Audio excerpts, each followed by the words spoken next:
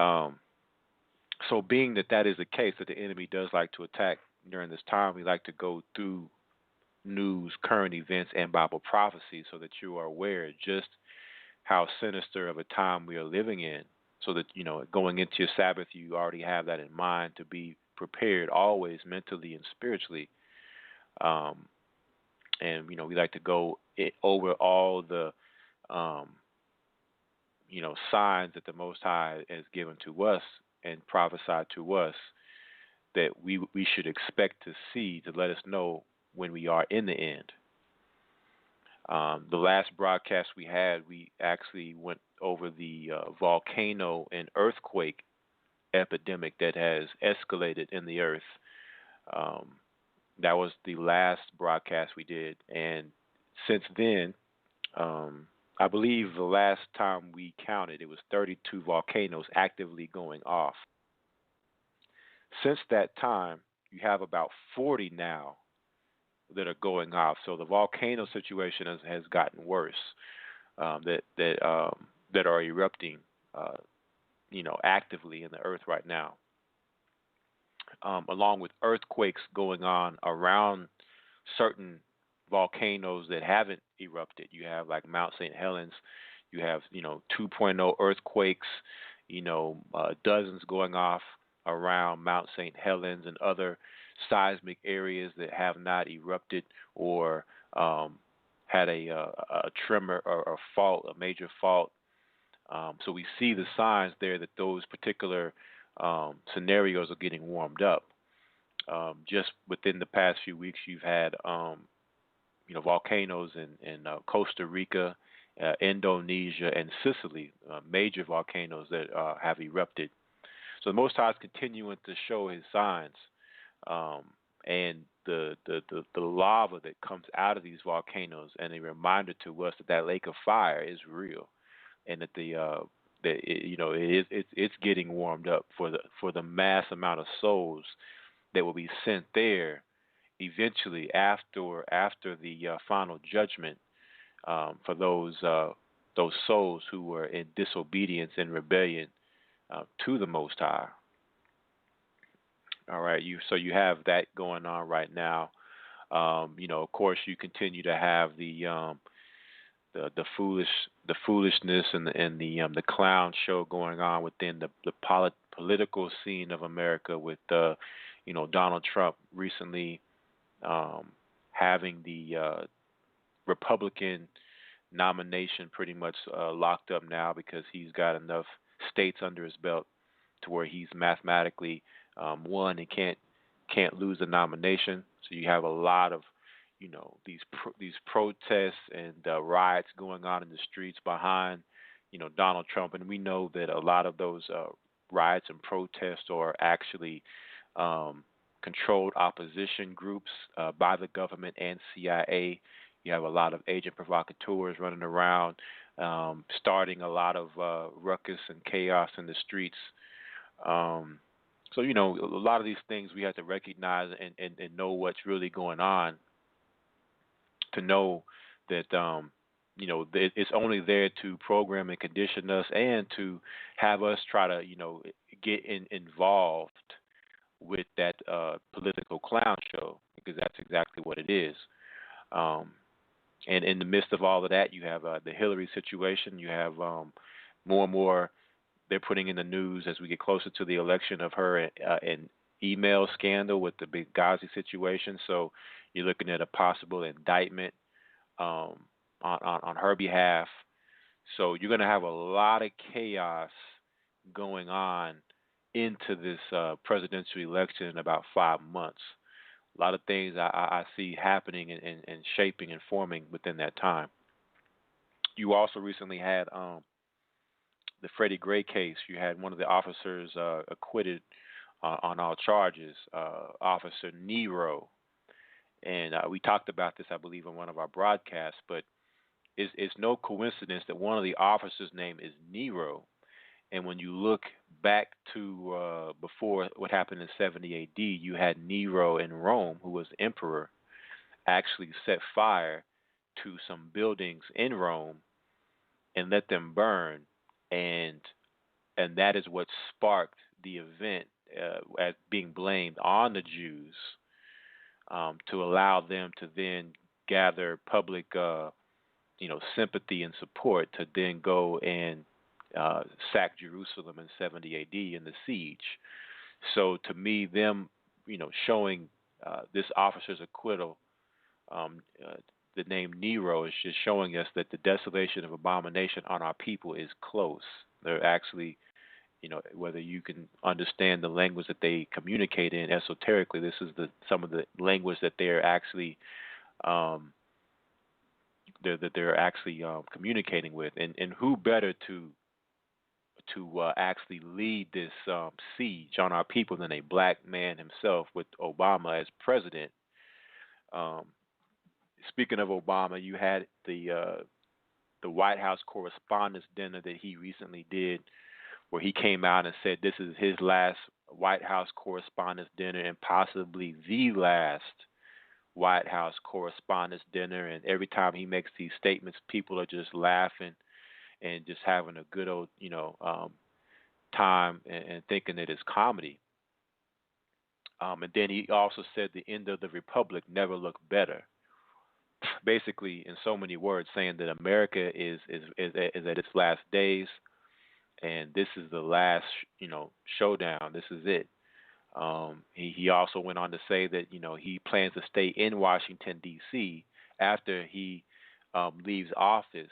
After his presidential term is up, he plans on staying in Washington D.C., which no other president has done, which is another way of saying is looking to stay in office. So, we'll see what happens. We've always said that Obama will not be leaving office. That he's the perfect person in position to lead this new world order, and start these get these race riots and wars really kicked up in America. Now you got Trump getting a lot of people racially agitated and worked up. So we're right here. We're right here where they want it to be. And between now and then, they're going to continue to ramp things up. You're going to continue to see volcanoes erupting and earthquakes, natural disasters. They need a major natural disaster to happen, because with a natural disaster, so many things can happen. They can send FEMA in.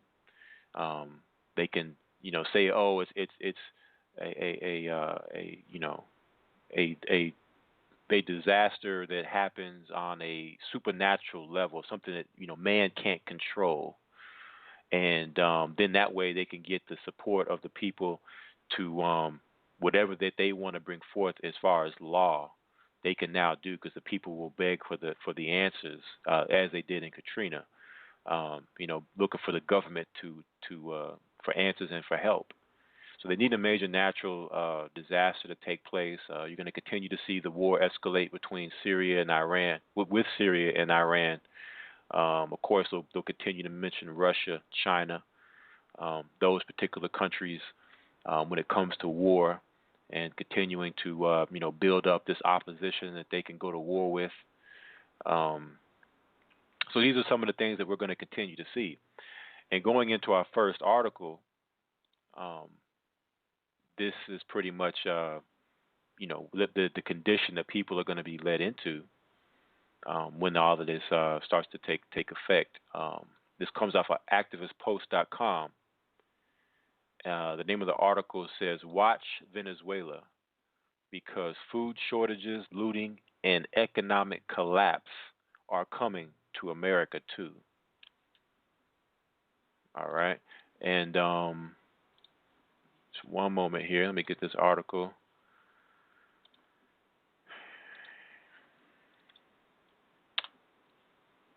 So this is dated May 16th, 2016. It says the full-blown economic collapse that is happening in Venezuela right now is a preview of what Americans will be experiencing in the not-too-distant future. Just a few years ago, most Venezuelans could never have imagined that food shortages would become so severe that people would literally hunt dogs and cats for food. But as you will see below, this is now taking place. Sadly, this is what the end game of socialism looks like. when an all powerful government is elevated far above all other institutions in society and radical leftists are given the keys to the kingdom, this is the result. Food shortages, looting, and rampant violent crime have all become part of daily life in Venezuela. And we all need to watch very carefully as this unfolds because similar scenarios will soon be playing out all over the planet. Thing is that Venezuela actually has more wealth than most countries in the world. According to the CIA, Venezuela actually has more proven oil reserves than anyone else on the globe, including Saudi Arabia. So, how did such a wealthy nation find itself plunged into a full blown economic collapse so rapidly? And could a similar thing happen to us meaning America? The president of Venezuela has declared a 60-day state of emergency in a desperate attempt to restore order, but most people don't anticipate that it will do much good. Social order continues to unravel as the economy systematically implodes. The Venezuelan economy shrunk by 5.7% last year, and it is being projected that it will contract by another 8% in 2016. Meanwhile, inflation is raging wildly out of control. According to the IMF, the official inflation rate in Venezuela will be somewhere around 720% this year, 2200% next year. If people are able to get their hands on some money, they immediately rush out to the stores to use it before the prices go up again. This has created devastating shortages of food, basic supplies, and medicine. Electricity is also in short supply, and a 2-day work week has been imposed on many government employees in a desperate attempt to save power. Violent crime is seemingly everywhere, and most law abiding Venezuelans lock themselves in their homes at night as a result. Much of the crime is being perpetuated by the mafia and the gangs, but sometimes it is just normal people looking for food. Desperate people do desperate things, and according to The Guardian, there have been 107 episodes of looting or attempted looting in the first quarter of 2016. Crowds of people in Venezuela have stolen flour, chicken, and even underwear this week as looting increases across the country in the wake of shortages of many basic products. Many people have adopted the habit of getting up in the dead of night to spend hours in long lines in front of supermarkets. But as more end up empty handed and black market prices soar, plundering is rising in Venezuela. And an OPEC nation that was already one of the world's most violent countries. There is no official data, but the Venezuela Observatory for Social Conflict, a rights group, have reported 107 episodes of looting or attempted looting in the first quarter of 2016. Videos of crowds breaking into shops, swarming onto trucks, or fighting over products frequently make the rounds on social media, though footage is often hard to confirm. One example of this looting took place on May 11th. Thousands of hungry people stormed Maracay wholesale market in central Venezuela, and the police seemed powerless to stop them. They took milk, pasta, flour, oil, and milk powder. There were 5,000 people, one witness told Venezuela outlet El Estimulo. People from across the entire state came to the supermarket because there were rumors that some products not found anywhere else could be sold there. There were 250 people for each National Guard officer. Lots of people and few soldiers. At least one officer was beat up because he tried to stop the crowd, another source told El Estimulo. And they actually have a video here showing what the chaos that's happening in Venezuela. It says it is important to remember that this was not an isolated incident. As people have become hungrier and hungrier, there have been reports of looting at pharmacies, shopping malls, supermarkets, and food delivery trucks. During some of these episodes, there have actually been people chanting, "We are hungry." Other Venezuelans have resorted to digging in dumpsters and trash cans for food. This many seem detestable This may seem detestable to many Americans, but when you are desperately hungry, you may be surprised at what you're willing to do. And as I mentioned above, some Venezuelans are now actually hunting dogs and cats for food. Raymond Ramon Muchacho, mayor of uh, Coa in Caracas, said the streets of the capital of Venezuela are filled with people killing animals for food. Through Twitter, Muchacho reported that in Venezuela it is a painful reality that people hunt cats, dogs, and pigeons to ease their hunger. And to speak to that, of course, cats and dogs are unclean, but pigeons are lawful. They're actually clean animals to eat. So nothing wrong with eating pigeons, but it's another reason why they are. You see all these mass animal die-offs where you have birds dropping out the sky and fish washing, by the millions washing up on shores dead because they want to kill off the animal population so that when things go down, you don't have a alternative um, option when it comes to what you can do for food. You're either gonna go to the government, which you must have the mark of the beast, or you will die. Um, it says you may be tempted to dismiss these people as barbarians, but someday Americans will be doing the exact same thing. There has been a breakdown of basic social services in Venezuela as well. Acute shortages of drugs and medical supplies are having absolutely tragic results. And we've talked about this too. When I read the following from the New York Times, this crisis in Venezuela has become much more real to me. By morning, 3 newborns were already dead. The day had begun with the usual hazards, chronic shortages of antibiotics, intravenous solutions, even food. Then a blackout swept over the city, shutting down the the maternity ward. Doctors kept ailing infants alive by pumping air into their lungs by hand for hours. By nightfall, 4 more newborns had died. So once again, I ask, how did such a thing happen to such a wealthy nation? Here is Business Insider's explanation. The real culprit is Chavismo, the ruling philosophy named for Chavez and carried forward by Maduro, and its truly breathtaking propensity for mismanagement. The government plowed state money arbitrarily into foolish investments, institutional destruction as Chavez and then Maduro became more authoritarian and crippled the country's democratic institutions. Nonsense policy making like price and currency controls, and plain thievery as corruption has proliferated among unaccountable officials and their friends and families. Are not the same things happening here? The U.S. government is mismanaging our money too. During Barack Obama's 8 years in the White House, the U.S. national debt has risen by more than $8 trillion. We waste money in some of the most bizarre ways imaginable, and at this point, our national debt is nearly double the size it was just prior to the last major financial crisis. Institutional destruction is also a legacy of the Obama regime.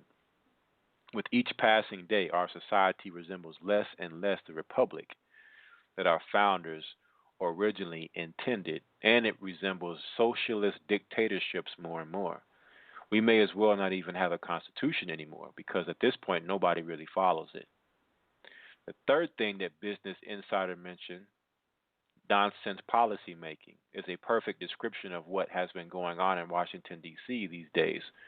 Perhaps that is why Congress only has a 12.8% approval rating right now. Lastly, thievery and corruption are also out of control in our nation, too.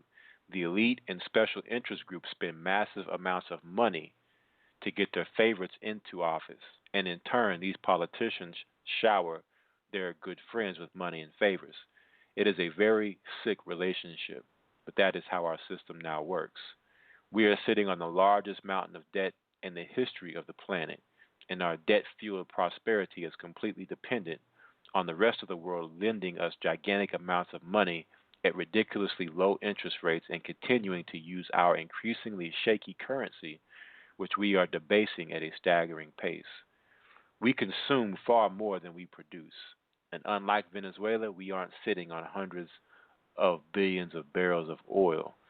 The amount of real wealth that we actually have does not justify our current standard of living. The only way that we are able to live the way that we do is by stealing consumption from the future. One study has found that our debt level is the highest that it has been since the Great Depression of the 1930s. And yet we continue to race down this road to economic oblivion without even thinking twice about it. What you sow is what you will reap. And just like Venezuela, America will ultimately reap a very bitter harvest. So let's examine this article and the things that are going on in Venezuela right now. First things first is we know that the Venezuelan people are of the lost tribes of the house of Israel, right? We know that Asher, makes up the majority of what you see there in Venezuela as far as the natives of that country. The scriptures tell us that the judgment starts in the house of Israel first. So whenever you look and you see that Venezuela is sitting on billions and billions of barrels of oil and has more oil than any other country in the world, and you wonder how does a country with that wealth wind up in this condition, and it's because it's what the scriptures tell us about Jacob's trouble, right? It doesn't matter what type of wealth we have, we're going to go through Jacob's trouble. All right, and it starts first with Israel. So these things we are seeing happening across the globe are happening to our people first, the judgment. Also, of course, the mainstream media puts out things a certain type of way, saying that it's the government in Venezuela that has caused this, when actually it's outside forces, primarily like America, who's had their hand in this, in the politics of Venezuela and the economy of Venezuela to bring this about. When you look at Chavez, the fact that he was a ally, Hugo Chavez was an ally to Iran, and we know Iran's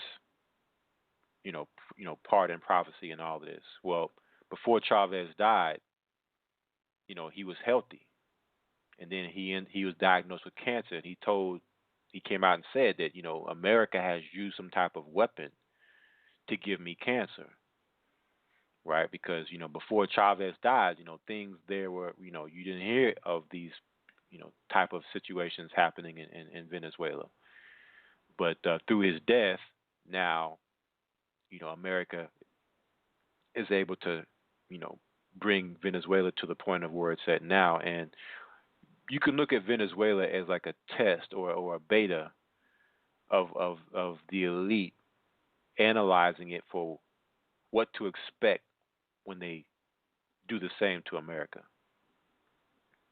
So Venezuela is somewhat like you would see like a test run or a trial run, right? Other things that we can take away from this article is when the healthcare system breaks down, people don't get drugs. In America, you have more people on psychiatric drugs than any place else in the world. I think 30% of the population. So when those people don't get their psychiatric drugs, can you imagine the mind that these people will be in?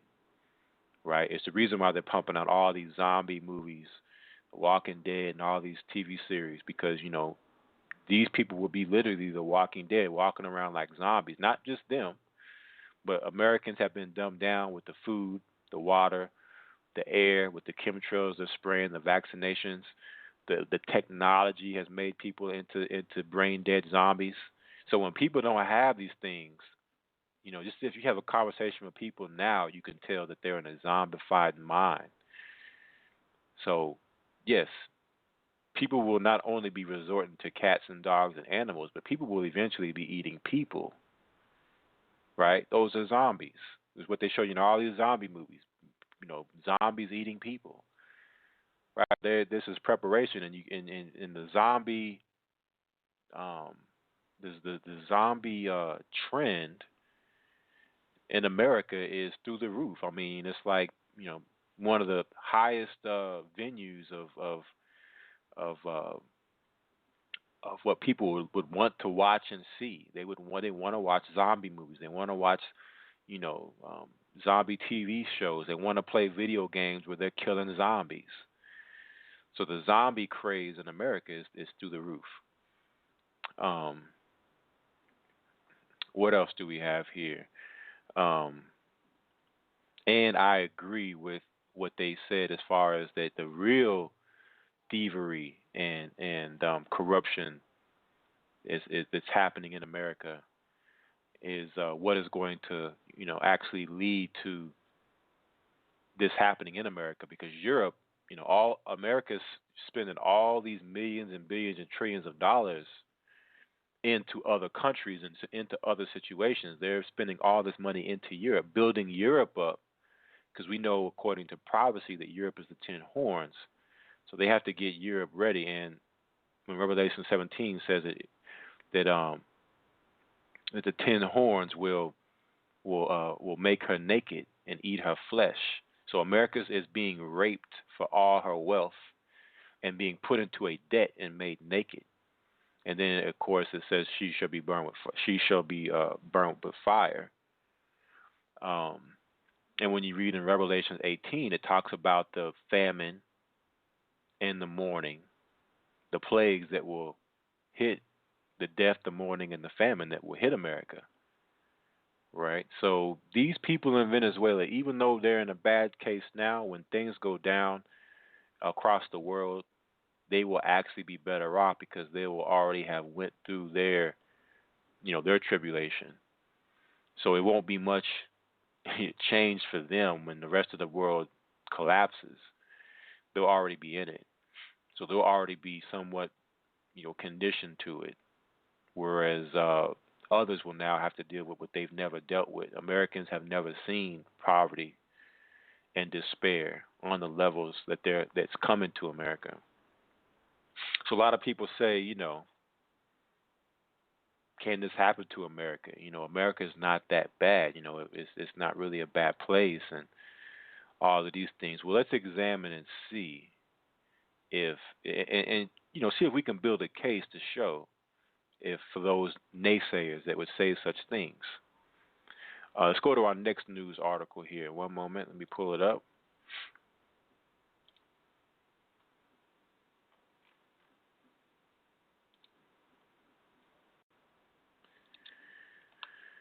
The next news article we have here comes off of usnews.com. It says God is being eroded, eclipsed, liquidated in the United States, Cardinal says. So you have a cardinal, which is a priest from the Catholic Church, who is saying that God is being eroded, eclipsed, liquidated in the United States. And this is actually a black man saying this. We have Jacob blowing the horn. This is May 18, 2016. It says, recent events in the U.S. are destroying America's ability to connect to God, according to Cardinal Robert Sarah, a native of the West African nation of Guinea. All right, one moment here.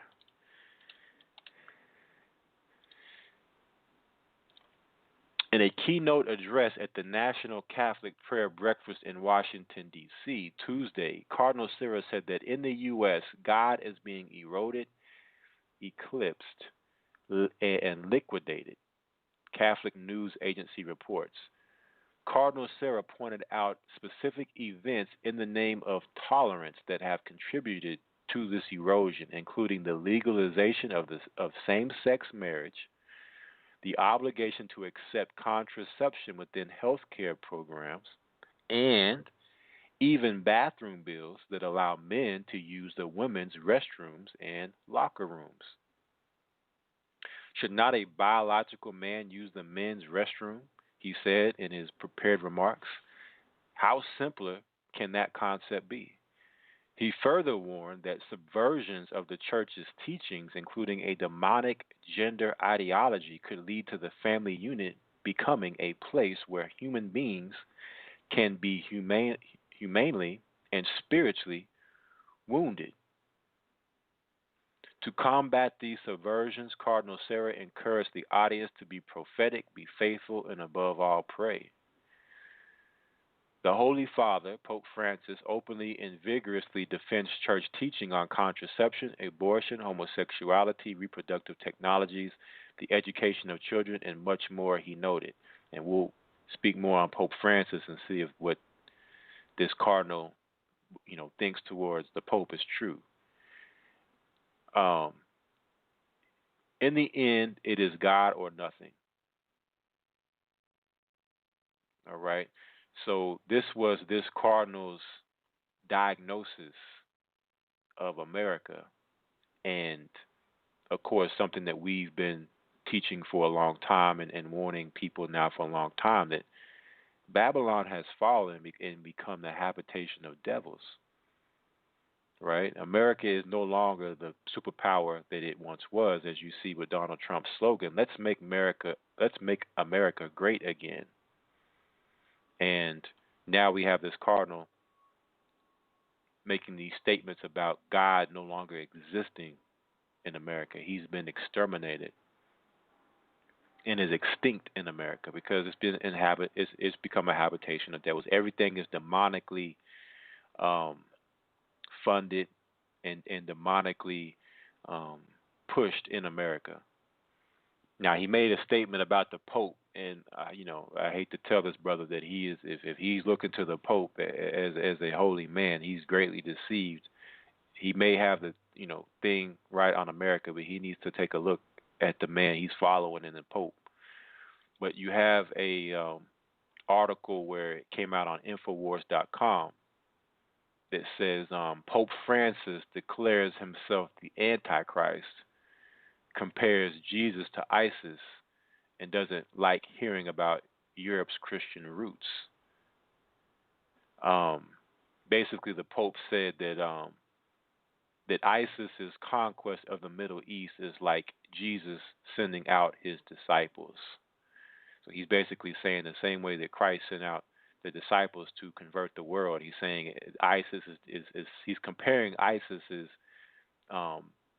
what they're doing in the Middle East as two in the same, which is a horrible comparison. Even if he was doing it just to kind of say, that ISIS is having that type of effect. And in the article, it says, I must have missed that Bible chapter where Christ's disciples beheaded people, forced them into sex slavery, and make them pay a tax on pain of death that they refused to convert. All right, so and the Pope declares himself as the Antichrist. So I don't know where this cardinal has been at. Maybe he's been looking at America too hard to not have to have missed that the Pope has made these statements. But he needs to definitely take a look at that, because the Pope will be used to bring the world into this new world order as a savior and another man of that has answers. So what was one of the main things that has happened in American history that's brought America to this point? Well, we go to activistpost.com, and we have an article here that says Saudi press just accused U.S. government of blowing up World Trade Centers as pretext to perpetual war. So we talked about this, and I think maybe a couple broadcasts ago, where Saudi Arabia and America were actually going back and forth on, whether or not, America would release the 28 pages that shows Saudi Arabia's involvement in 9/11, and Saudi Arabia saying they will dump $750 billion worth of American um, debt if America does this. Now it's got to the point to where Saudi Arabia is saying that America blew up the towers so that they could go to war perpetually in the Middle East. So we had to be at the end for this to now finally be coming out and being said. They would not have released this 10 years ago, 15 years ago, even a few years ago. But now they want to create as much chaos. The truth has to come out, right? This is May 24th, 2016. It says, in response to the U.S. Senate's unanimous vote to allow 9/11 victims' families to sue Saudi Arabia in federal court, a report published in the London-based Al Hayat Daily by Saudi legal expert Khatib al-Shamari claims that the U.S. masterminded the terror attacks as a means of creating a nebulous enemy in order to garner public support for a global war on terror. It says, the report by al-Shamari, translated by the Middle East Media Research Institute, claims that long-standing American policy is built upon the principle of advanced planning abilities, which the U.S. has now turned toward the Saudi regime after being successfully employed against first the Taliban and Al-Qaeda, then Saddam Hussein, and his secular Ba'athist-controlled Iraq. Al-Shamari claims the recent U.S. threats to expose documents implicating the Saudi government are simply the continuation of a U.S. policy, which he refers to as victory by means of archive. He highlights that during the initial invasion of Iraq under George H.W. Bush, Saddam Hussein was left alive and in power to be used as a bargaining chip, but upon deciding that he was no longer an ace up their sleeve, Washington moved to topple his government and install a U.S.-backed ruling party. The terrorist attacks of 9/11 are now the ace up their sleeve of the U.S. government, according to al-Shamari. September 11th is one of the winning cards in the American archives because all the wise people in the world who are experts on American policy and who analyze the images and the videos of 9/11 agree unanimously that what happened in the Twin Towers was a purely American action, planned and carried out within the U.S. Proof of this is the sequence of continuous explosions that dramatically ripped through both buildings. Expert structural engineers demolished them with explosives, while the planes crashing into them only gave the green light for the detonation. They were not the reason for the collapse, but the U.S. still spreads blame in all directions. This policy can be dubbed victory by means of archives. So I want to stop right here because a lot of people will say, well, isn't Esau and Ishmael, aren't they allies? But we must go to Bible prophecy. Not only do the scriptures tell us nation against nation, but it also tells us kingdom against kingdom. So even though this isn't a physical war of bombs and guns, this is a war of words and could very well be orchestrated and planned. But in the end of the day, we know that these nations will gather together around America, led by Iran, to destroy her. Right? So, and this is exactly what the power structure in America, those at the top in politics, this is what they are, this is their agenda, and this is what they're going to bring forward. So don't think that this is just by coincidence that this is coming out, but it is, I guess, what you could call bombshell, if you would want to use the word bomb in this scenario with these towers going down. But this is bombshell information that would actually come out by not just anybody, but by Saudi Arabia. Um,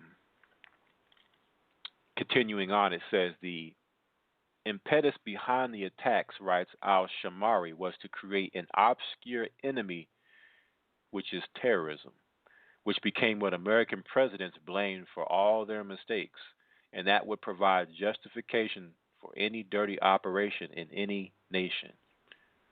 Right. So this was really what you could call the beginning of the end of America with the 9/11 situation happening. This is what showed the beginning of the fall of Babylon.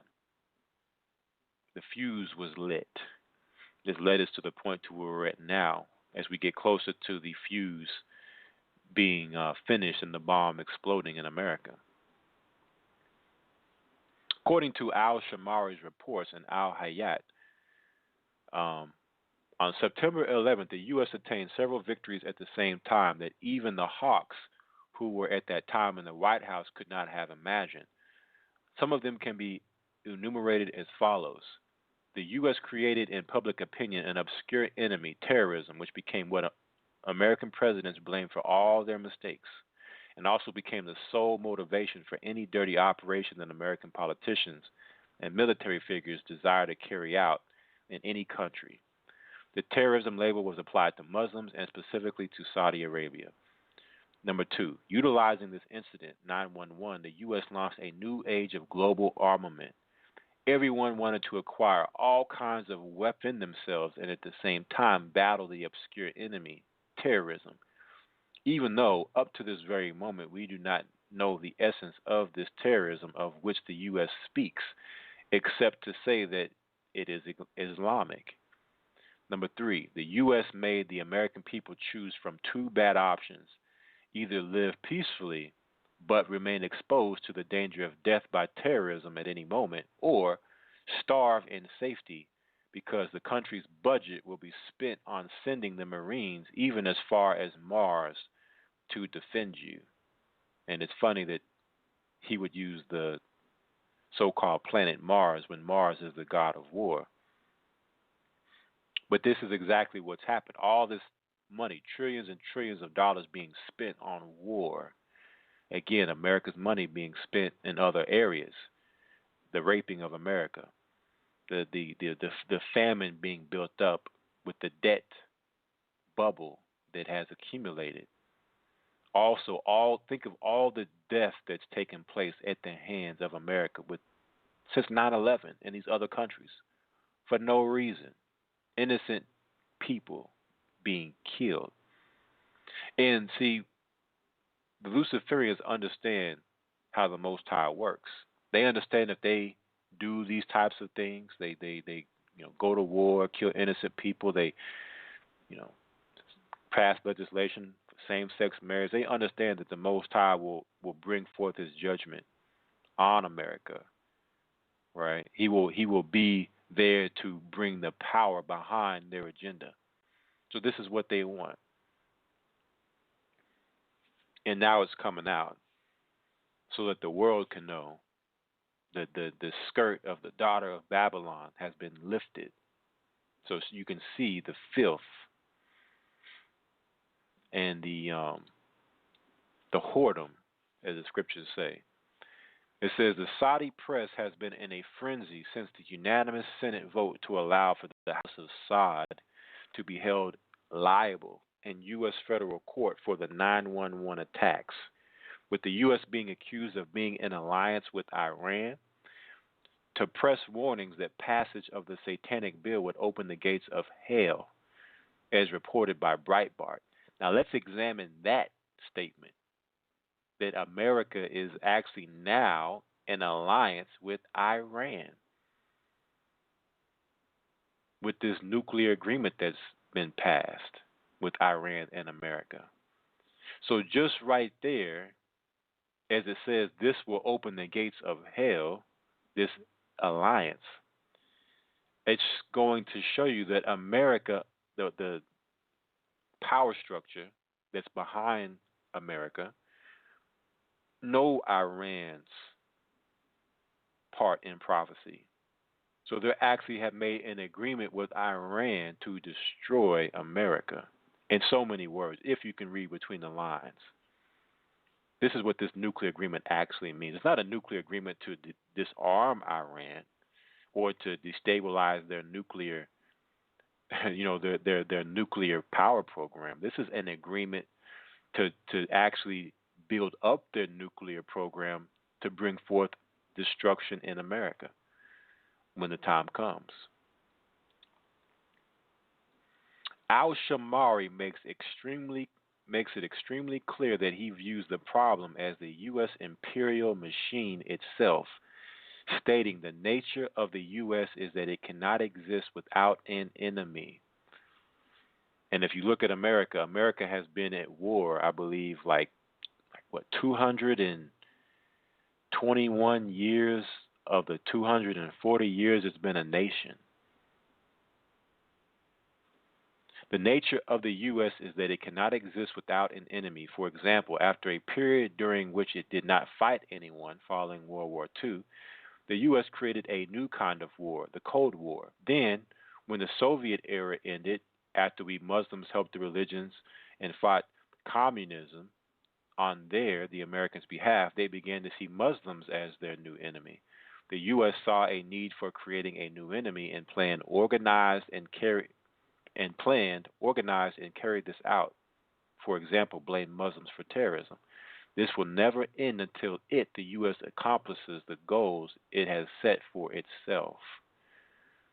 And just with this, what we're reading here, the thing that should come to your mind is Albert's plan for the 3 world wars, and how in the last and final war, the Third World War, how they would blame the Muslims and create a Muslim boogeyman and terrorists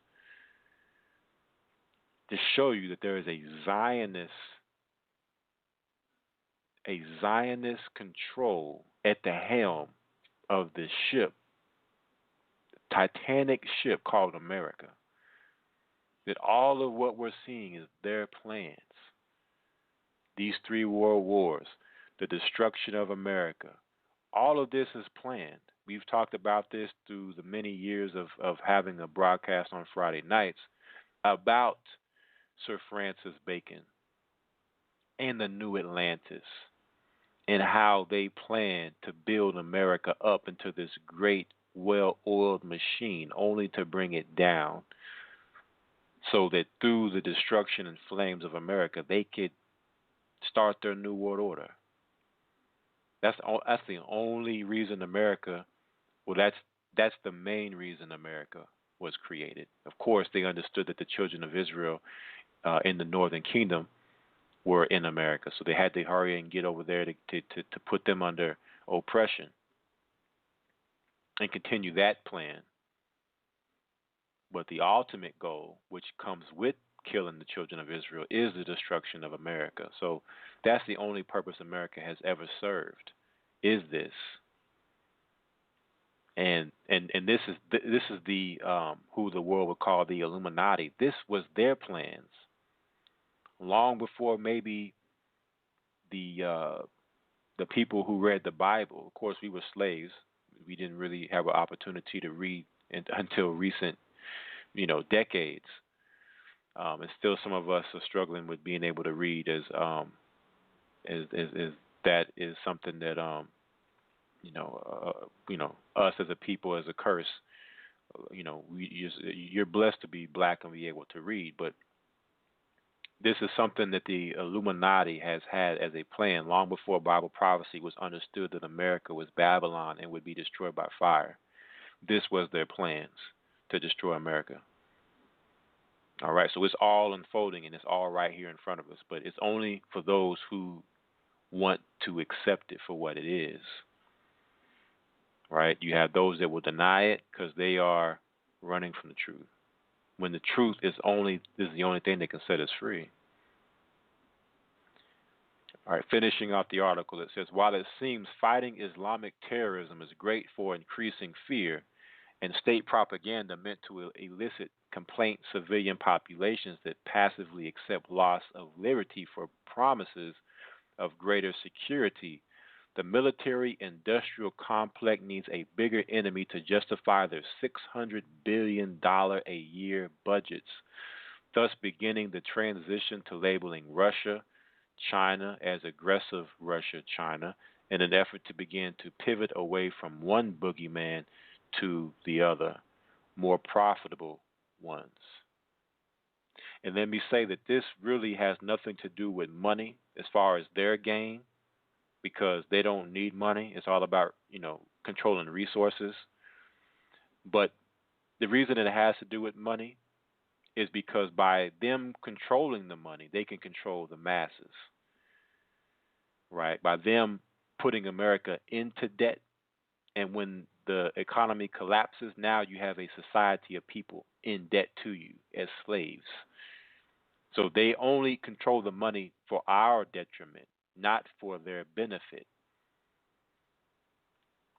And that's why when you read about the Rothschilds, and they said, we do not care who makes a nation's laws.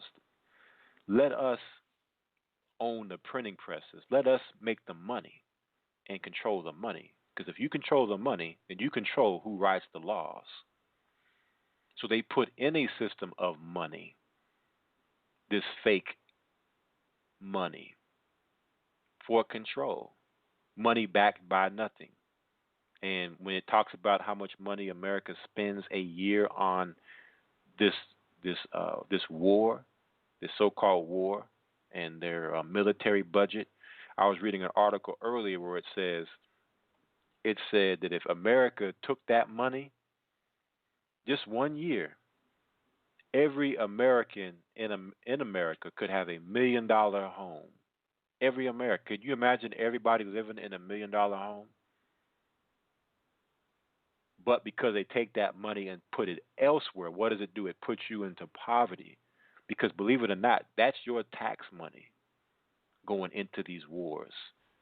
You may not have a choice on where your taxes go, but at the end of the day, they're going to blame American people and say, you know what? You have a hand to play in this war too, because it's your money that goes into the war. You voted in George Bush. You voted in Barack Obama. You voted these guys in, and we're all for the war. So this is why we must understand how deep goes and the judgment, and why the scripture says, come out of her, and everybody that is joined unto her will be thrust through.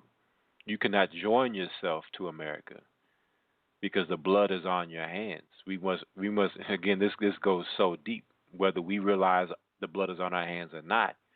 The reason why the scripture says in Ezekiel 33 that if the watchman doesn't blow the horn and warn the people, then you will be held guilty of the blood of those people that you did not warn.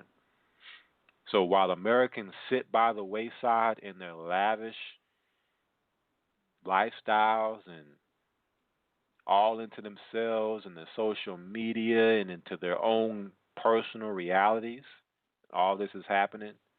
What we read about earlier in Venezuela is a shadow of things that come to America. And again, this is just the beginning of the building of the case on America, the daughter of Babylon, Mystery Babylon, and the signs that are being shown, of what's to come. So next, what we're going to go into is the beast technology, because when this happens, the beast has to be in a position where it can be in full control of the people that it looks to put under its servitude. So we're going to talk about this technology. We're actually going to take a quick commercial break and play a few commercials, and when we come back, we're going to go right into the beast technology. This is life-changing information. If you have health challenges that are not being resolved, then pay a visit to BeyondNaturally.com. Did you know that the Creator designed the body to regenerate? Weaknesses can be strengthened and the body brought back into balance to function at its optimum state. To assist the body's healing mechanism, I use body cleansing, with herbal protocols in combination with the natural health laws. I aim to equip you with the necessary tools to help you achieve vibrant health. If you have the faith and commitment to do what is necessary to regain your health, then you are on the winning side. The initial 15 minutes talk is absolutely free. Visit www.beyournaturally.com. Join the health revolution today.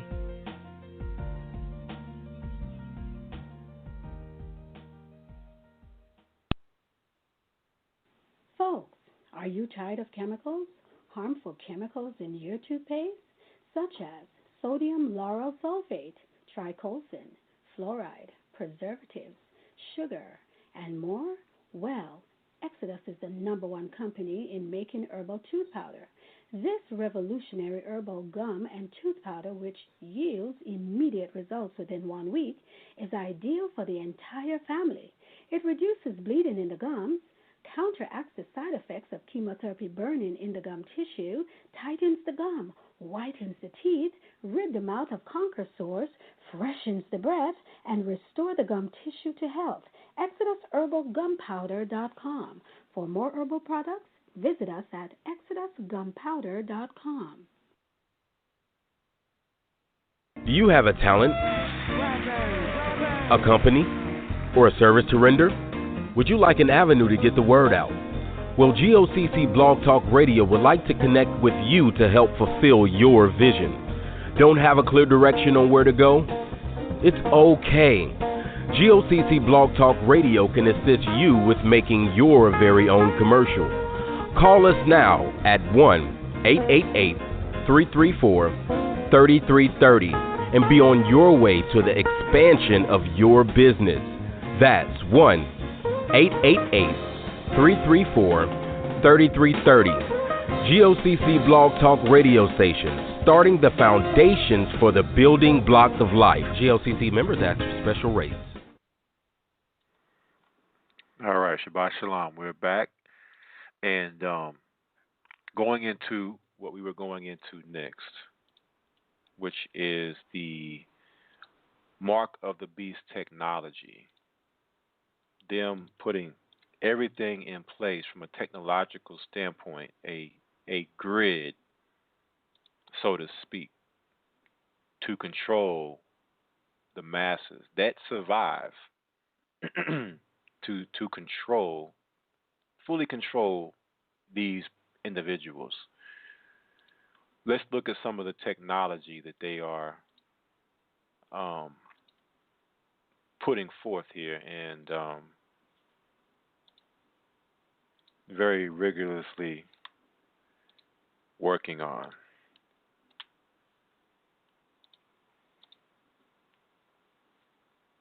ActivistPost.com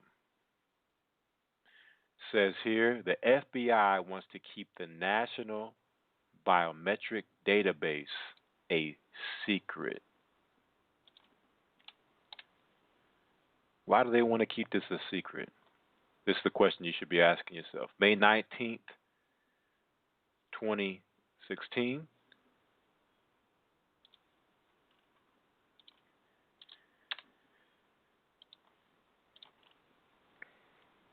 The Federal Bureau of Investigation is attempting to suppress information about a massive database which contains fingerprints, palm prints, iris, voice, and face scans, as well as other biometric data of millions of Americans.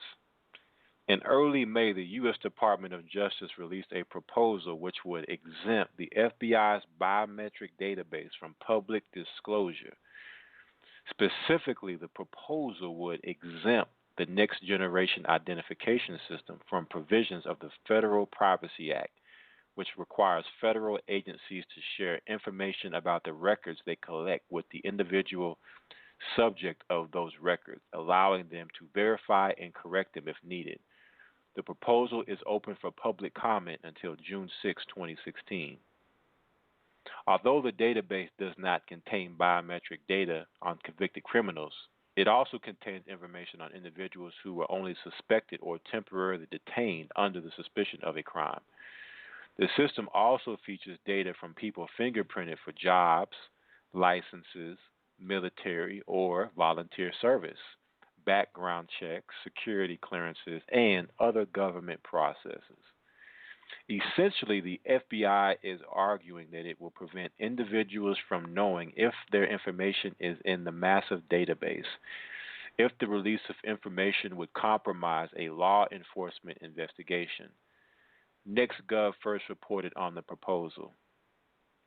Letting individuals view their own records or even the accounting of those records could compromise criminal investigations or national security efforts, potentially revealing a sensitive investigative technique or information that could help a subject avoid detection or apprehension, the draft posting said.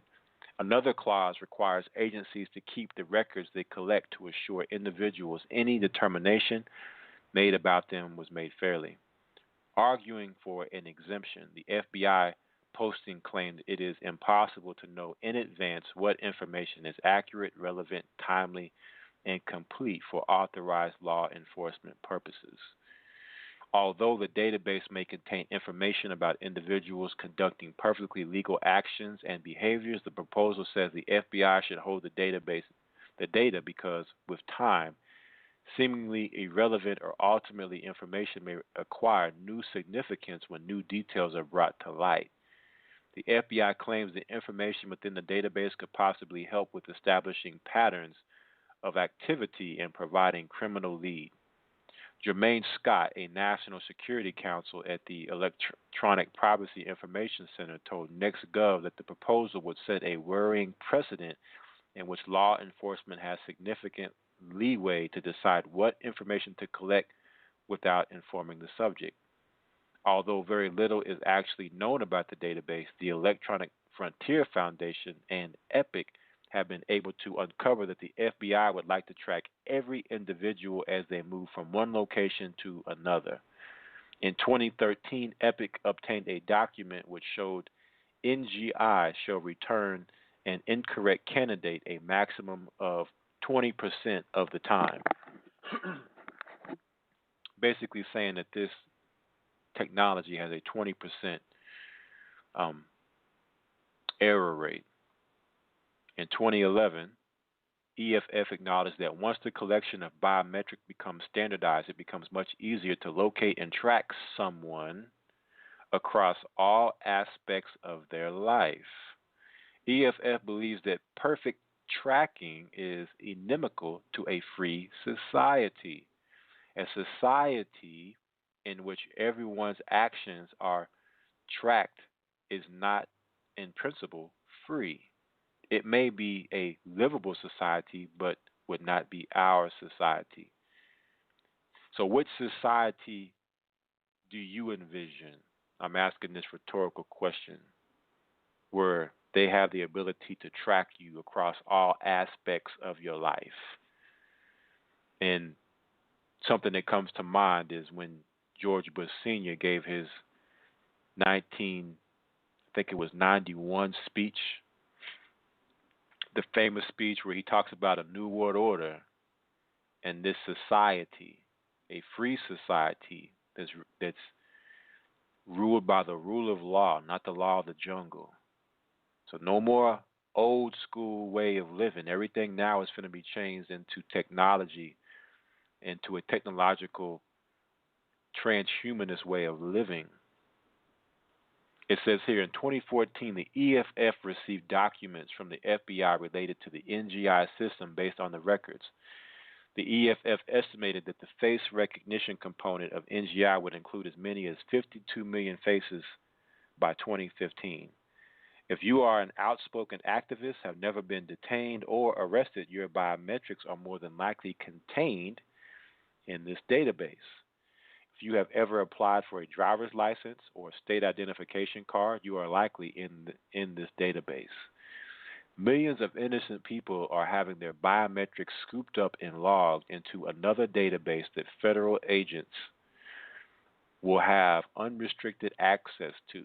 When combined with cell phone surveillance, aerial surveillance, and every other surveillance tool available, to the local, state, and federal agencies, a clear picture of a draconian surveillance state emerges.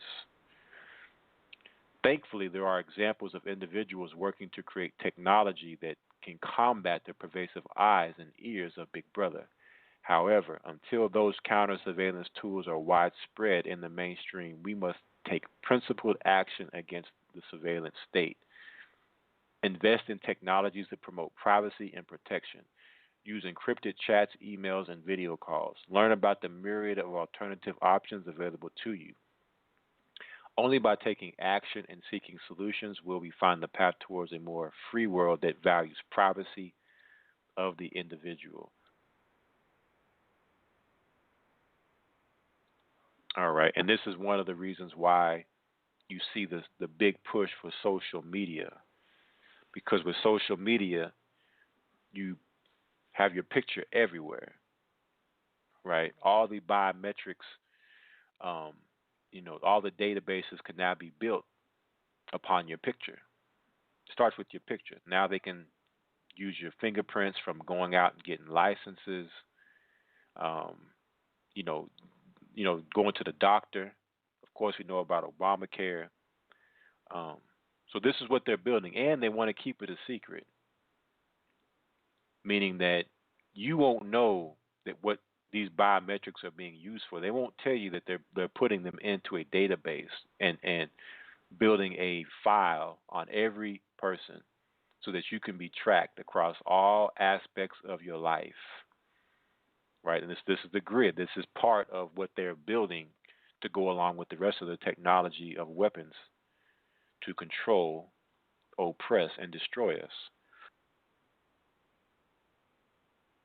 All right, so let's continue to see what technology of the beast that is being developed secretively without our knowledge. And when I say our knowledge, I mean, so, for the most part, those who aren't in the know or aware, and the things that they're doing with the technology or with our information that they don't tell us about. So the next article off the Activist Post is titled, "A Shocking NBC News Report Says That Someday We Will Be Microchipping All of Our Children." This is May 25th, 2016. It says here, "Would you allow microchips to be surgically implanted in your children if that would keep them safer?" This is already being done to pets on a widespread basis, and a shocking local NBC News report is promoting the idea that if it is good for our pets, then we should be doing it to our children as well. As you will see below, the report even puts a guilt trip on parents by asking them this question: how far would you go to keep your children secure? Of course, most parents very much want to keep their children safe, and a microchip would enable authorities to track them down if they were lost or stolen. But is this really a good idea? And where is all of this technology eventually leading? If you have not seen this very disturbing local NBC News report yet, you can view it right here. So they have the video on the website, on this news article. It says, in the video, the reporter says that our children could be implemented with microchips the size of a grain of rice, and that there would be little to no health risk involved. And near the end of the report, she insists we could see those microchips in everyone eventually. Wow, I am speechless. The report also quoted an electronic expert who claimed that testing of these microchips is being done right now. The piece flips back to pushing the idea when it quotes electronics expert Stuart Lipoff, who asserts that microchipping children is safe and inevitable. People should be aware that testing is being done right now. The military is not only testing this out, but already utilizes its properties.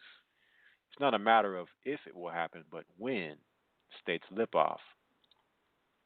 Of course, if widespread microchipping of the population does start happening, at first it will likely be purely voluntary. But once enough of the population starts adapting the idea, it will be really easy for the government to make it mandatory. Just imagine a world where physical cash was a thing of the past and you could not buy, sell, get a job, or open a bank account without your government issued microchip identification. And adding in from the previous article we just read, your biometrics that they're secretly not telling you they already have compiled in a database to track you, already ready for the chip, the grid. It says here, will you allow yourself and your family to be chipped when that day arrives? If not, how will you eat? How will you survive? Let's keep in mind Venezuela. There are no cats and dogs. There are no birds in the sky. There are no fish in the lakes or in the ocean. They've been killed off. The waters are poisonous. Right? The only way you'll survive in a collapsed society like that is whatever the beast has for you as an option. That'll be the only option. It says, what will you do when your children come crying to you for food? I am certainly not saying that you should allow yourself to be chipped. I know that nobody is ever chipping me. But what I'm saying is that people are going to be faced with some absolutely heartbreaking choices. Just recently, I wrote about a new form of digital currency that is intended to replace the physical dollars that we use now and also replace alternative currencies such as Bitcoin. It was unveiled in front of about 100 top Wall Street executives recently during a secret meeting in New York City. To give you an idea of just how rapidly the concept of a cashless society is advancing, I want to share with you a brief excerpt from an article that I recently wrote about this new technology. Last month, a secret meeting that involved more than 100 executives from some of the biggest financial institutions in the U.S. was held in New York City. During the secret meeting, a company known as Chain unveiled a technology that transforms U.S. dollars into pure digital assets. Reportedly, there were representatives from NASDAQ, Citigroup, Visa, Fidelity, Fiserv, and Pfizer in the room, and Chain also claims to be partnering with Capital One, State Street, and First Data. This revolutionary technology is intended to completely change the way that we use money, and it would represent a major step toward a cashless society. But if this new digital cash system is going to be so good for society, why was it unveiled during a secret meeting for Wall Street bankers? Here we go with secrecy again, right? FBI wants a secret database. Wall Street bankers have a secret meeting on a cashless society. Is there something more going on here than we are being told? None of us probably would have ever heard about this secret meeting if it were not for a report in Bloomberg. The following comes from their article entitled Inside the Secret Meeting Where Wall Street Tested Digital Cash. On a recent Monday in April, more than 100 executives from some of the world's largest financial institutions gathered for a private meeting at the Times Square office of NASDAQ, Inc. They weren't there to just talk about blockchain, the new technology some predict will transform finance, but to build and experiment with the software. By the end of the day, they had seen something revolutionary. U.S. dollars transformed into pure digital assets, able to be used to execute and settle a trade instantly. That's the promise of a blockchain, where the cumbersome and error-prone system that takes days to move money across town or around the world is replaced with almost instant certainty. So it is not just Michael Snyder from the Economic Collapse blog that is referring to this gathering as a secret meeting. This is exactly how it was described by Bloomberg, and I think that there is a very good reason why this meeting was held in secret, because many in the general public would definitely be alarmed by this giant step toward a cashless society. Right now, more than 400 billion cashless transactions are conducted around the world each year, and that number is growing very quickly. And when our system becomes entirely cashless, there will be no more stuffing your mattress with cash, and we will all be forced to deal with the banks. When that day arrives, all of a sudden the government will be able to serve as the gatekeeper for who is allowed to access the system and who is not. It would be very easy to impose a tax, require some sort of loyalty oath, or mandate some form of microchip identification as a condition for participating in the cashless system. When we get to that point, what will you do? In the end, that is something that we all need to be considering very carefully. And speaking of,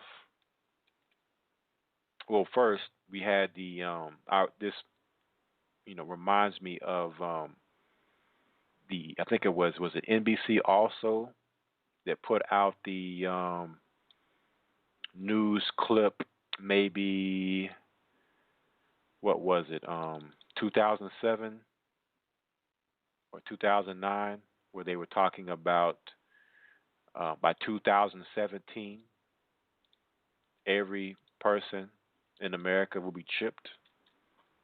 And here we are in 2016, coming upon an election year where it's looking will end up with Obama remaining in power. That something big is coming down the pike that will keep Obama in. And speaking about a cashless society, because maybe some people don't think that it's that, maybe some people think it's farther away than we may believe.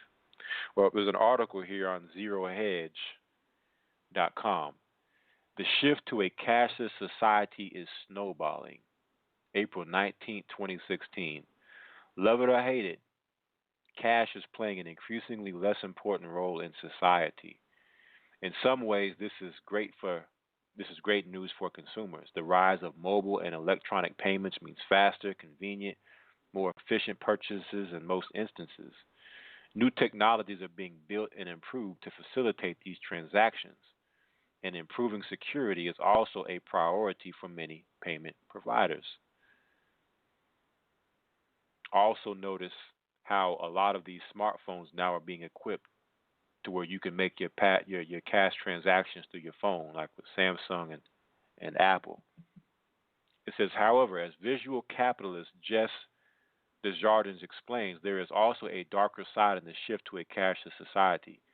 Governments and central banks have a different rationale behind the elimination of cash transactions, and as a result, the so-called war on cash is on. On the path to a cashless society, the Federal Reserve estimates that there will be $616.9 billion in cashless transactions in 2016. That's up from around $60 billion in 2010. Despite the magnitude of this overall shift, what is happening from country to country varies quite considerably. Consider the contradicting evidence between Sweden and Germany. In Sweden, about 59% of all consumer transactions are cashless, and hard currency makes up just 2% of the economy. Yet across the Baltic Sea, Germans are far bigger proponents of modern cash. This should not be too surprising, considering that the German words for debt and guilt are the exact same. Within Germany, only 33% of consumer transactions are cashless, and there are only 0.06 credit cards in existence per person. The dark side of cashless. The shift to a cashless society is even gaining momentum in Germany, but it is not because of the willing adoption from the general public. According to Handelsblatt, a leading German business newspaper, a proposal to estimate the 500 euro note while capping all cash transactions at 5,000 euros was made in February by the junior partner of the coalition government. Governments have been increasingly pushing for a cashless society, ostensibly by having a paper trail for all transactions. Such a move would decrease crime, money laundering, and tax evasion. France's finance minister recently stated that he would fight against the use of cash and anonymity in the French economy in order to prevent terrorism and other threats. Meanwhile, former Secretary of the Treasury and economist Larry Summers has called for scrapping the U.S. $100 bill, the most widely used currency note in the world. Smother aggregate demand. It's not simply an argument of the above government rationale versus that of privacy and anonymity. Perhaps the least talked about implication of a cashless society is the way that it could potentially empower central banking to have more ammunition in smoothing out the way people save and spend money. By eliminating the prospect of cash savings, monetary policy options like negative interest rates would be much more effective if implemented. All money would presumably be stored under the same banking system umbrella, and even the most prudent savers could be taxed with negative rates to encourage consumer spending. While there are certainly benefits to using digital payments, our view is that going digital would be an individual consumer choice that can be based on personal benefits and drawbacks. People should have the voluntary choice of going plastic or using apps for payment, but they shouldn't be pushed into either option unwillingly. This article being totally separate from the article we read before, but showing that we are steps away from a complete cashless society because all the world has a war on cash. We talked about the beginning of the year when you had the greatest stock market the stock market fall in decades. And it started really last year, last summer, when we started seeing these drop-offs and these falls in the stock market. And we're seeing all of these things happening in the economy. Right? So, again, while, we may be busy with our day-to-day lives, and it's another reason why they keep the people busy with stuff like, Donald Trump and Hillary Clinton, is because while you're paying attention to that smoke screen or that charade, that Hollywood script, this is what's going on in the background. They're getting this mark of the beast technology in place so they can then fully implement, involuntary mark of the beast implementation.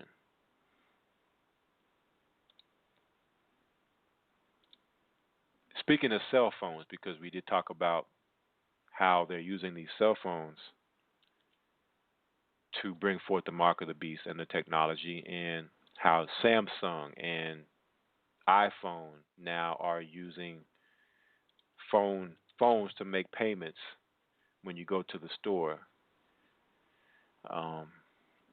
The next article is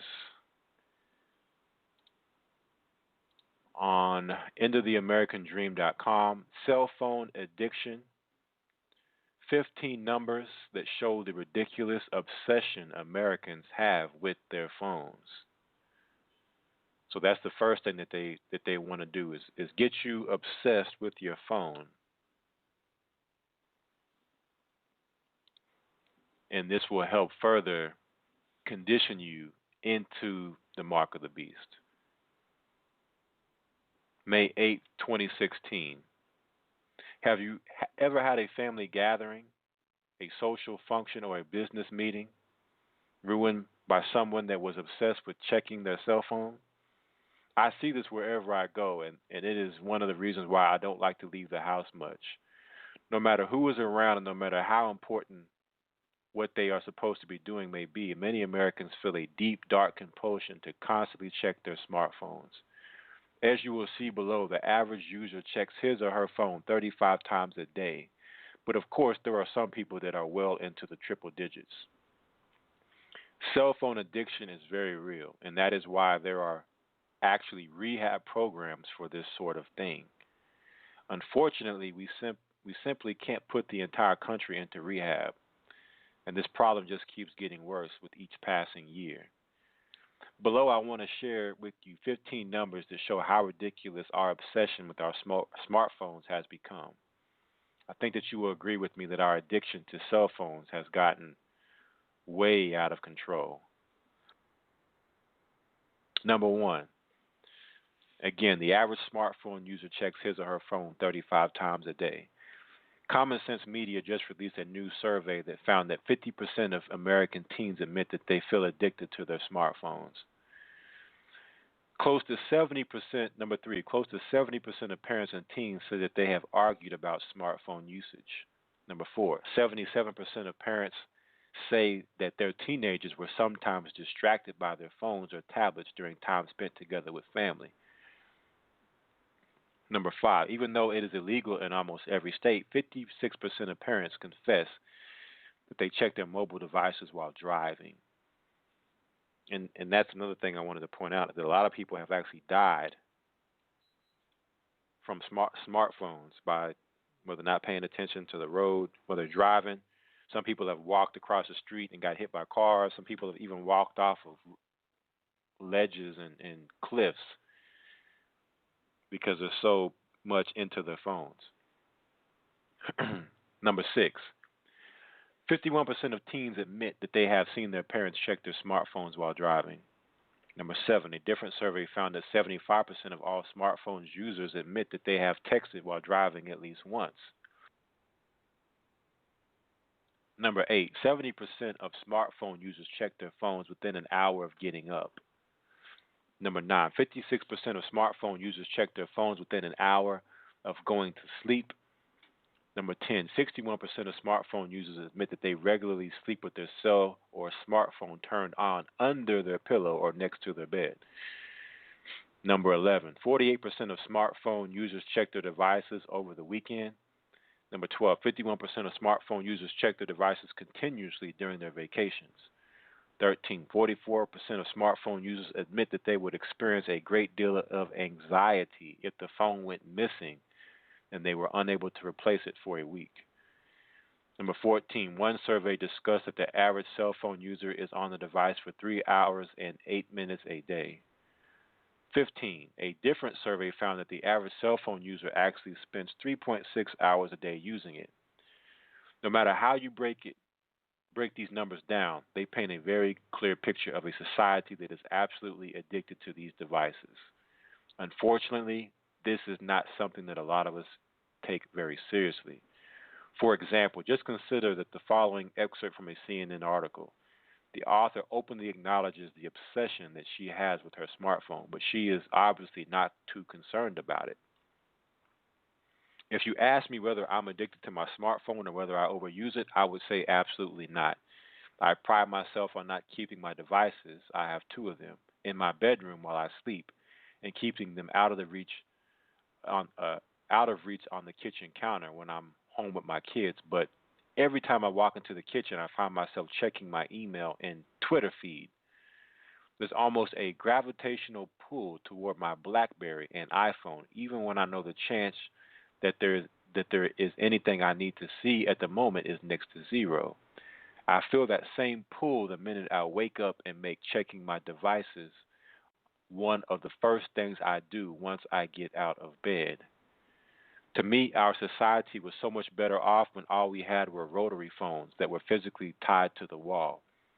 In this day and age, we have a generation of people that have been trained to think that it is okay to pull out their mobile devices and stare into them like zombies wherever they are. And especially among our young people, there are many that start to get physically uncomfortable if they have to talk to you for more than 5 minutes without checking their phones. Of course, this is just another indication of how me-centered our society has become. Our phones have literally become extensions of ourselves, and we love to immerse ourselves in our own little worlds. This is something deeply narcissistic about our love affair with these smartphones.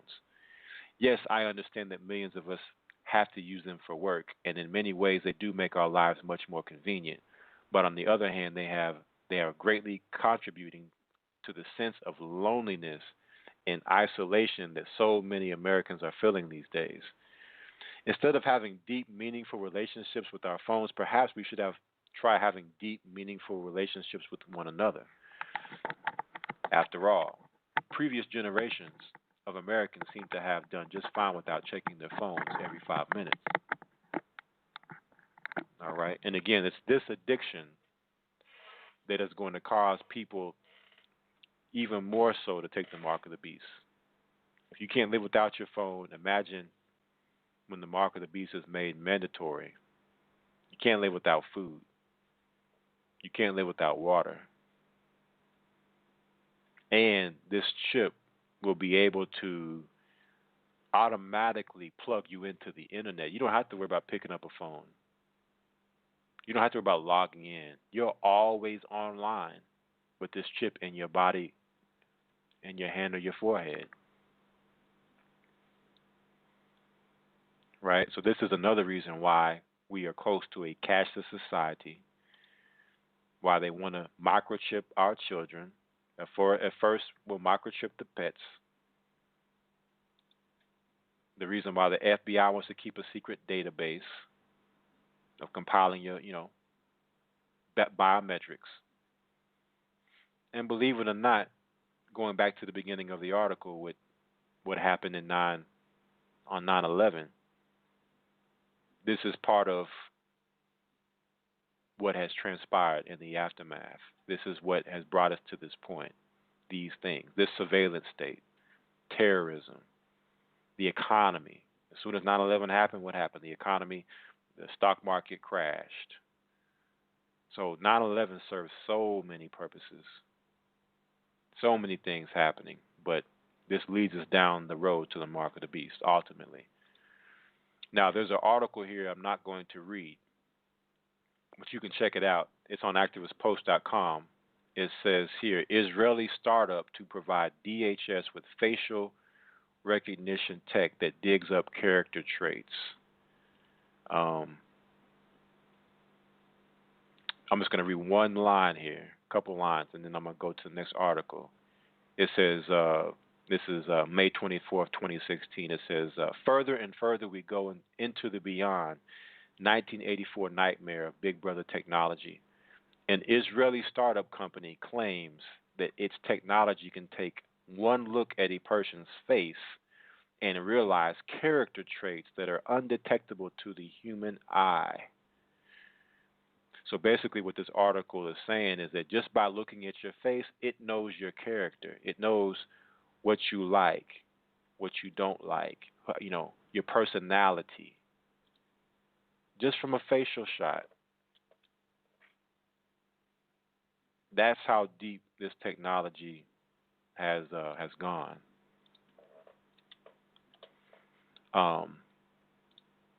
But the next article that they're using, that I want to go into, is where they're using this beast technology as weapons against us. This comes off of DCClothesline.com. It says new vaccines will permanently alter human DNA.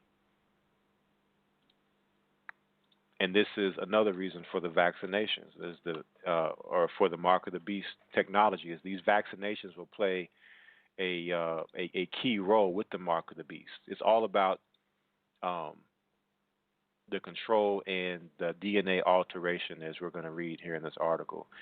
It says here, consider this article in light of the accelerating push to mandate and enforce vaccination across the planet. So here we go with another mandate, or a mandatory push to get you to do something. So when they start coming out with mandatory things, you have to mandatorily do this and do that, understand the agenda. The reference is the New York Times, March 9, 2015. Protection without a vaccine. It describes the frontier of research. Here are key quotes that illustrate the use of synthetic genes to protect against disease while changing the genetic makeup of humans. This is not science fiction. By delivering synthetic genes into the muscles of the experimental monkeys, the scientists are essentially re-engineering the animals to resist disease. The sky's the limit, said Michael Farzan, an immunologist at Scripps and lead author of the new study. The first human trial based on this strategy, called immunoprophylaxis by gene transfer, or IGT, is underway, and several new ones are planned. IGT is altogether different from traditional vaccination.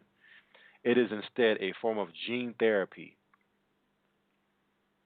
Scientists isolate the genes that produce powerful antibodies against certain diseases and then synthesize artificial versions. The genes are placed into viruses and injected into human tissue, usually muscle. Here is the punchline.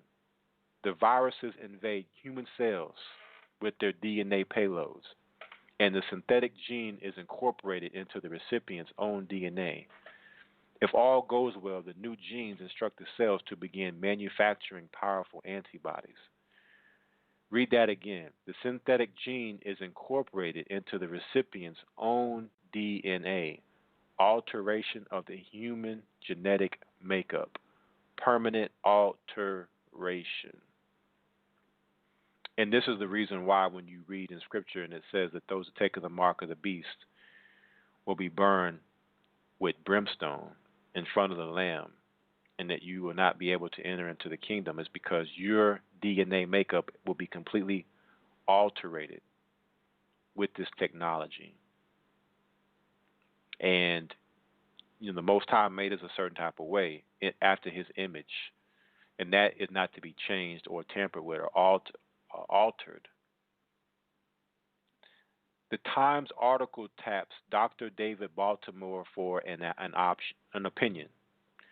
Still, Dr. Baltimore says that he envisions that some people might be leery of a vaccination strategy that means altering their own DNA, even if it prevents a potentially fatal disease. Yes, some people might be leery if they have 2 or 3 working brain cells. Let's take this further. Under the cover of preventing disease and all good covert ops float a laudatory goal to conceal their true intent. Vaccines are ideal carriers for all sorts of genes that would be permanently incorporated into the human structure. The enormous tonnage of propaganda about vaccines and the resultant mandatory laws that enforce vaccination create a powerful channel along with which re-engineering is imminently possible. Synthetic genes injected into billions of humans would form a grand experiment to create an altered species. This grand experiment could be compartmentalized. For example, secretly, genes 1 through 6 would be injected into Group A in geolocation 1. Genes 7 through 12 would be injected into Group B in location 2, and so on. Vaccine recipients will be subjected to ongoing surveillance to gauge the results. On various pretexts, members of these groups will be brought into clinics for exams and tests to discover markers that purportedly reveal their body's responses to the genetic alterations. Are these people stronger or weaker? Do they exhibit signs of illness? Do they report behavioral changes? Through surveillance and testing, all sorts of information can be compiled. Of course, there is no informed consent. The human guinea pigs have no knowledge of what is being done to them. And what would be the objectives of this lunatic research program? They would vary. On a simplified level, there would be 2. Create weaker and more docile and more obedient and more dependent humans. So again, we're getting back to control. Being able to control you once the society breaks down. More docile, more obedient. On the other side, create stronger and healthier and more intelligent and more talented humans, which is the transhumanist part of it. Obviously, the results of the latter experiments would be applied to the chosen few, because understand, with their 90% Agenda 21 population reduction program, there's not going to be, a whole lot of people left that will, actually get the, if you want to call it this, the luxury of receiving the mark of the beast and their beast technology. It says, and clearly some of this research will be carried on inside the military. Secrecy is easier to maintain, and the aim to produce better soldiers is a long standing goal of the Pentagon and its research arm, DARPA. Right? So vaccinations is just one part of them creating better soldiers. We talked about the exoskeletons and the Iron Man suits, but these vaccinations will also give superhuman strength. A global vaccine experiment of the type I'm describing here has another bonus for the planners. People who fall ill or die can be written off as having suffered from various diseases and disorders which have nothing to do with vaccines. This is already SOP for the medical cartel. The numbers of casualties in this grand experiment would be of no concern to the brave New World shapers. As I've documented extensively, the U.S. medical system is already killing 2.25 million people per decade, a conservative estimate, as a result of FDA-approved drugs and mistreatment in hospitals. Major media and government leaders aware of this fact have done nothing about it. Here is a quote from Princeton molecular biologist Lee Silver, the author of Remaking Eden. He gives you a window into how important genetics are, thinking about an engineered future. The gen rich, who account for 10% of the American population, will all carry synthetic genes. All aspects of the economy, the media, the entertainment industry, and the knowledge industry are controlled by members of the gen rich class. Naturals, unaltered humans, work as low-paid service providers or as laborers. Eventually, the gen rich class and natural class will become entirely separate species with no ability to crossbreed, and with as much romantic interest in each other as a current human would have for a chimpanzee.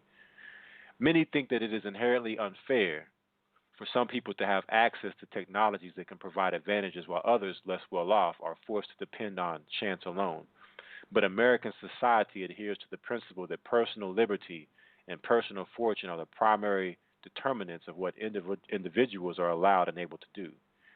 Indeed, in a society that values individual freedom above all else, it is hard to find any legitimate basis for restricting the use of reprogrammed genetics. I will argue that the use of reprogenetic technologies is inevitable, whether we like it or not. The global marketplace will reign supreme. Here is another gem from Gregory Stock, former director of the program in Medicine, Technology, and Society at the UCLA School of Medicine. Even if half the world's species were lost during genetic experiments, enormous diversity would still remain. When those in the distant future look back on this period of history, they will likely see it not as the era when the natural environment was impoverished, but as the age when a plethora of new forms, some biological, some technological, some a combination of the two, burst onto the scene. We best serve ourselves as well as future generations by focusing on the short-term consequences of our actions rather than our vague notions about the needs of the distant future. Notice that these two well-known scientists are speaking about ethics. A significant number of such experts have their own lunatic version of what is right and wrong. With vaccines that permanently alter human genetic makeup on the horizon, and given the corporate and government agency penchant for secrecy, we are already inhabiting the brave new world. It's not a distant prospect. Every genetic innovation is aimed at bringing us closer to a stimulus response world and further away from freedom, which is why the defense of freedom becomes ever more vital. That struggle comes down to who controls, yes, the philosophy, not the science. Is each human merely and only a system waiting to be re-engineered, or is he something far more, inhabiting a physical form? We already know what the vast majority of brain researchers and genetics believe, as well as the governments and corporations and universities and foundations that make important decisions. Of course, these days, the college faculty department, considered to be the least important, the most useless, a mere appendage waiting for those with wisdom to put it out of its misery and kill it off, is the philosophy department. That leaves us to take up the argument and the resistance. not Lee Silver at Princeton or Gregory Stock or Bill Gates or George Soros or David Rockefeller or the Pope or Stephen Hawking or Obama or the Clintons or Monsanto or Dow or the Bush family or PBS or Fox or socialists, communists, liberals, conservatives, or some wackadoodle at Harvard or MIT or UCLA. Us. All right, so putting it all together, we see at the end of the day that this technology will be used conjunctively, meaning that it will be conjoined one with the other, and it will put you in complete submission and control to the beast. And this is where we're at.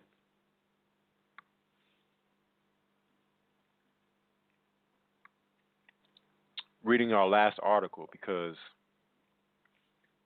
again, when we started the show, we talked about what was going on in Venezuela, that it would soon happen to America.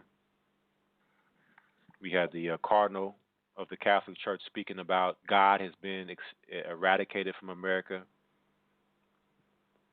The truth about 911 coming to light by the Saudis. The mark of the beast technology leading us up to where we're at now. So let's reiterate the fact that America has fallen and become a habitation of devils, and this is the road that we're on. If there's any doubters or naysayers, that this is really the path that we're going down, and that America has really fallen that bad from a morale or morality standpoint. This last article comes off of the End of the American Dream, and it is titled 12 Signs That a Cloud of Insanity Has Descended on the Land. All right, and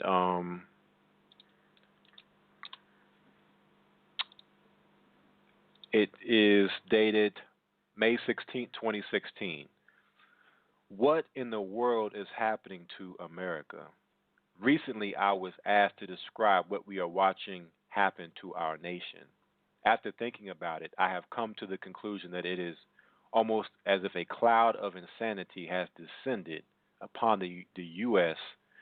and much of the rest of the Western world. From our top leaders on down, people are engaged in incredibly self-destructive behavior and are making extremely irrational decisions.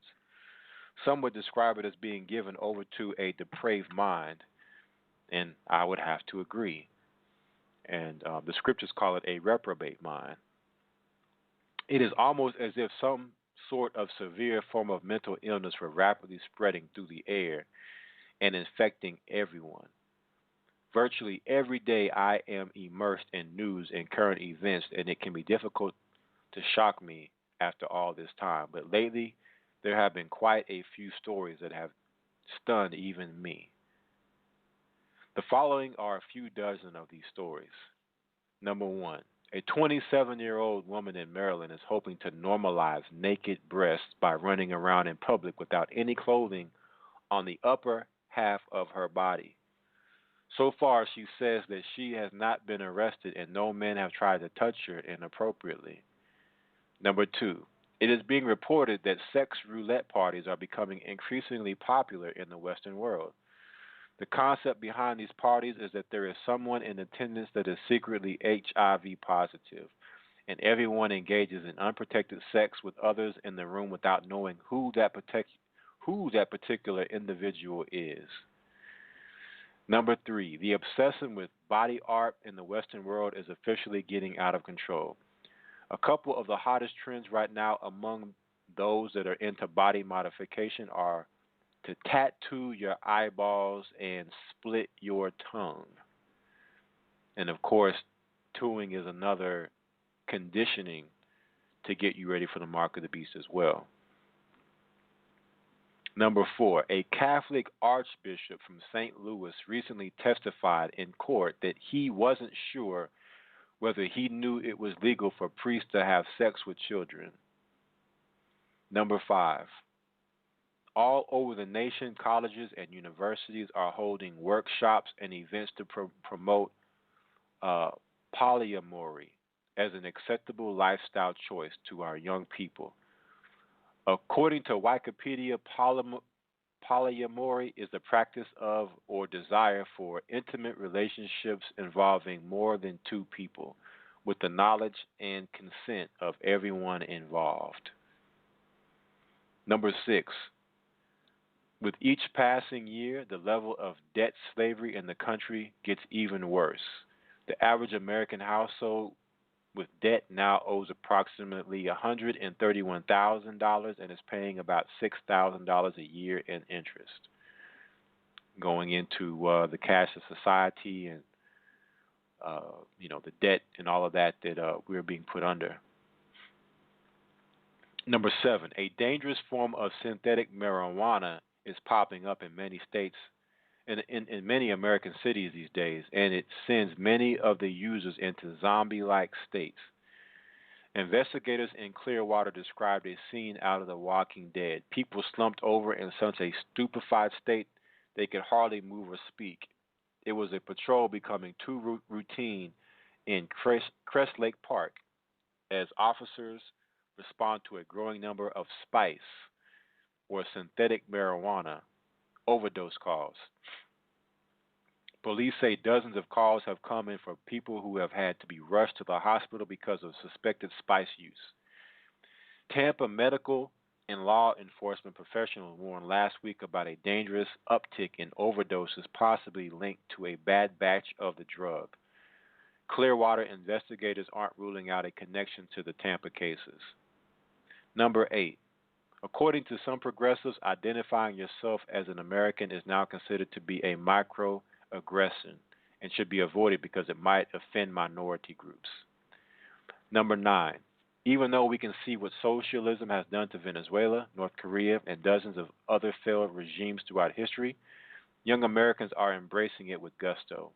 In fact, one survey recently found that a majority of American young adults under the age of 30 say that they completely reject capitalism. Number 10, the Obama administration has just issued new guidelines that require public schools all across America to allow transgender students to use the restroom and locker rooms that correspond to their chosen gender. So 55 years after President John F. Kennedy declared that we would put men on the moon, Barack Obama is declaring that we will put men somewhere else where they have never been before. Number 11. One anonymous member of Congress identified only as Congressman X is making waves by putting out a new book that explains what really goes on behind the scenes in Washington. The New York Post has published some new quotes from this book, and a couple of them are quite stunning. Congress is too polarized and partisan to get anything done by the congressman's account. There seems to be a complete disintegration of confidence in government, a fear that government is its own special interest, he says. America's on an irreversible decline, and no one in Washington seems to care.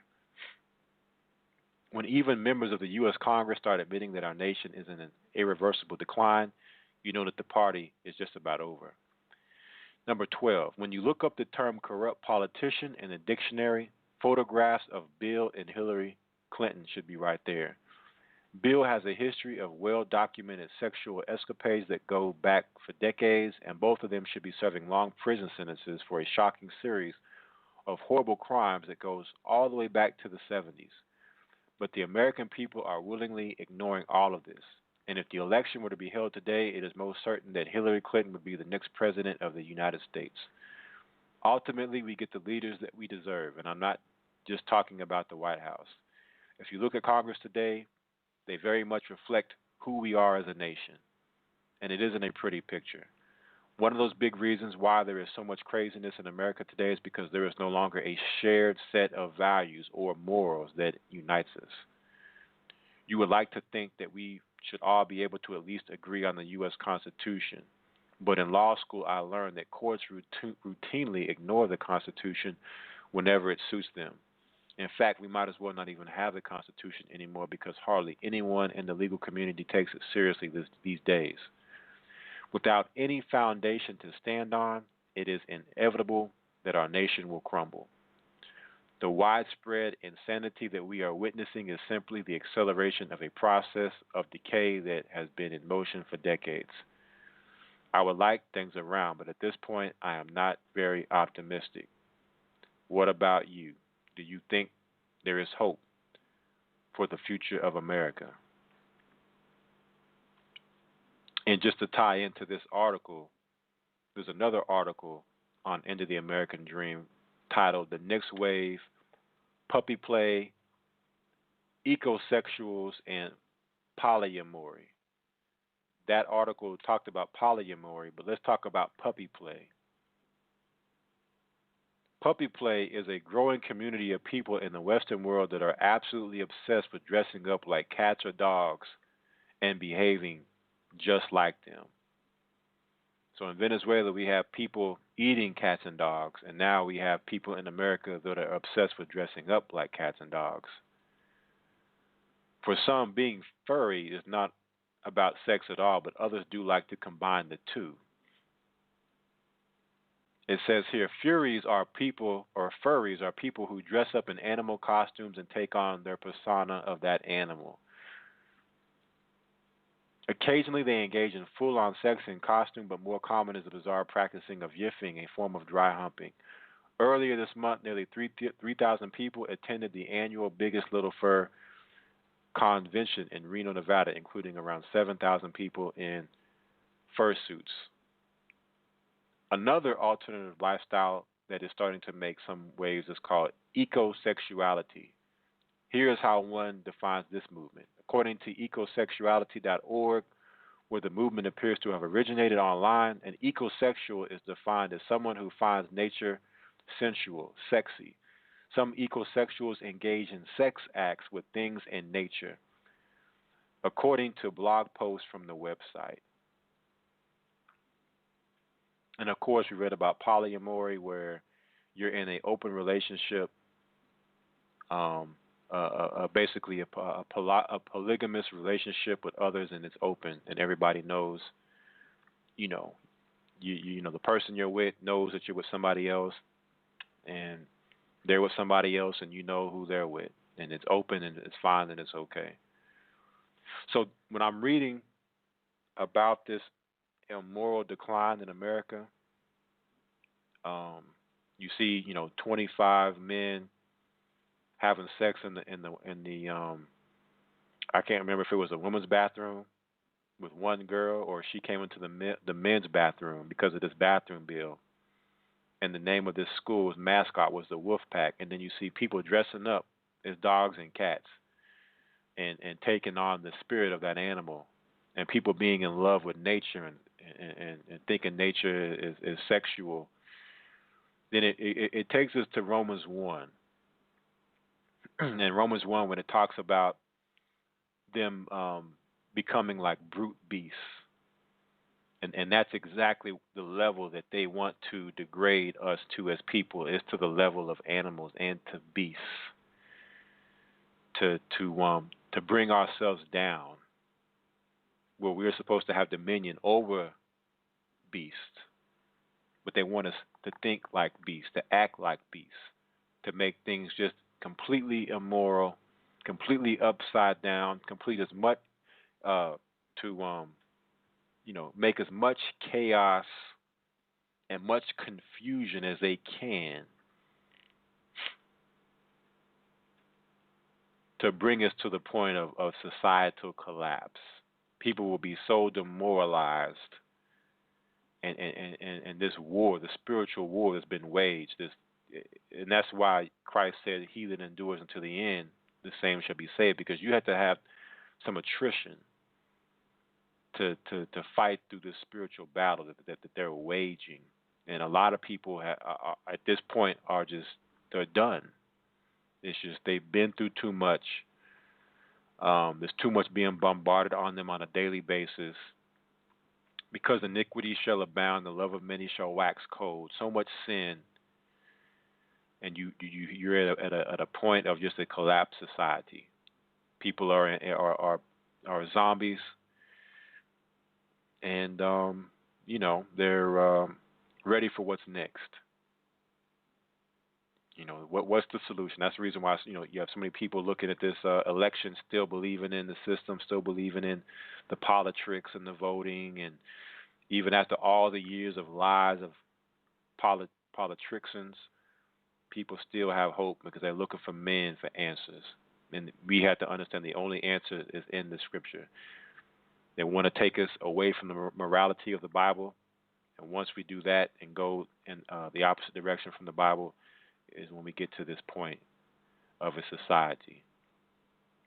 All right, so we must cleave as hard as we can to the Word in these times as we see how things, what's become of society. And for those people, with all the information that's brought out, if you cannot connect the dots to all of this and see how it all connects and where we're at with everything that's going on, then it just goes to show you just how bad that they've just how bad things have got, but just how good their agenda has worked on people.